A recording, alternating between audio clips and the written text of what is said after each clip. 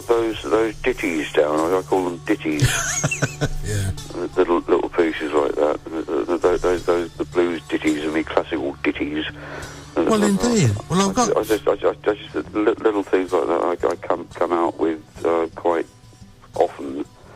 Well, I've got So Long Baby, I've got Cowboy Blues... Yeah, but Marion worked out the titles for them, so they were just little ditties as far as I was concerned. Well, it's nice to have a creative person on your shoulder, isn't it? I couldn't... yeah, carry on. And Slow Train A-Comin'. Yes. As they were saying. As they do. I mean, did you do a lot of blues in your early career? You at all? Well, apart from young Hank the Marvin. Yeah. Hank Fingers Marvin. And, yes, indeed, yeah. Bird the Brain Whedon. Yeah. Playing the day. Well, basically, unfortunately, that was a complete lie, wasn't it? Well, yeah. I mean, I'm just saying, earlier on, just heard the sad news that Chet Harris has left us now. He's now sadly died. In fact, funny enough, no, not funny enough, but sadly enough, somebody told me that early on today. Who was one of that original mob, wasn't it? British mob. Well, indeed, yes. Guitar players, you know. That's before you come along. Well, yeah, sure. I mean, all that bunch were, they were bashing the old boards. As I say. in my school, primary school years, basically. That's going back just a few years. Oh yeah, no, hang on, that's before my product. That was my nursery years. No, that's before that. It's before. That's for my mum. Me daddy's had his twinkle in his eye. No, it ain't before that. Did he? Oh, right. My granddad and his twinkle in his eye. No, I'm not that young. Oh no, I know you're just knocking the other side of 50. I know. Yeah, just about. No. Ish. I still talk about these particular three blues tracks because they're not something that people would normally associate you with, would you? With either with Hawkwind or with the other bands you've been with. They've not normally been this sort of blues orientated, have they? And it's great to hear it. Yeah, well, there's a lot. Funny enough, a lot of people do seem to like those tracks. Yeah. But really, I mean, the way I play has always been rooted in blues. Really, I mean, blues. Yeah. That was my first inspiration. Well, apart from the old Shads and as you say, Chet Harris and that sort of in those days, I mean, guitar-wise, I mean, that was the only options you had on radio. Well, the light program, wasn't it? You're right. Yes, I remember that. Yeah, I think it was the BBC, the light. That's program. Right. Yes, it was. That was about it.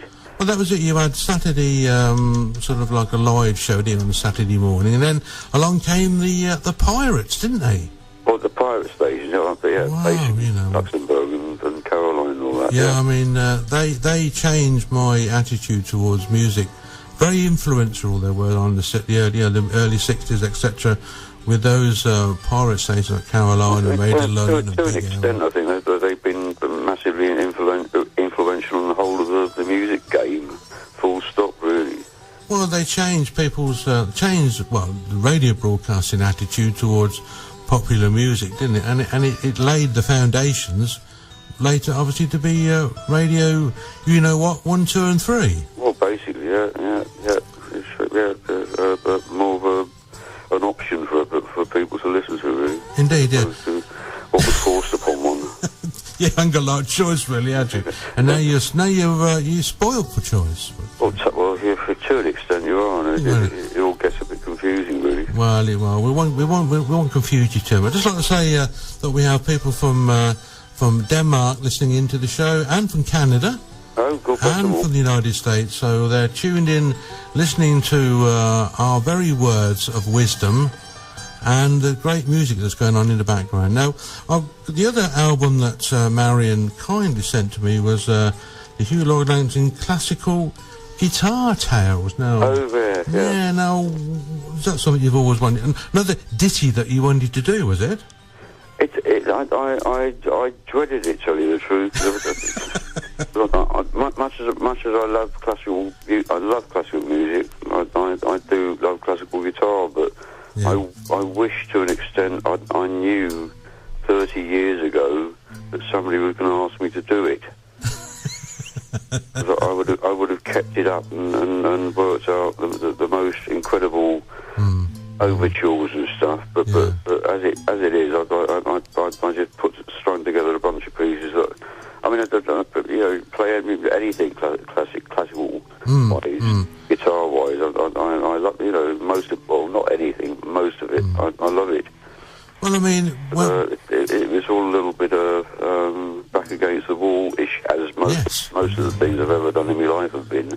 Really. Well, when I learned to play the guitar, I mean, all you basically learnt was obviously of the classical, Spanish guitar type music, because that's what was normally available, wasn't it? You had to learn the hard way, wasn't it, from the bottom, Yeah, And and it was hard work. All I wanted to do was play the chords. Because I was in a rhythm. I was a rhythm guitar for eventually for a band for a short time, and all I wanted was I want to know what A is, D, C, all that was. But of course, you had to learn it the proper way.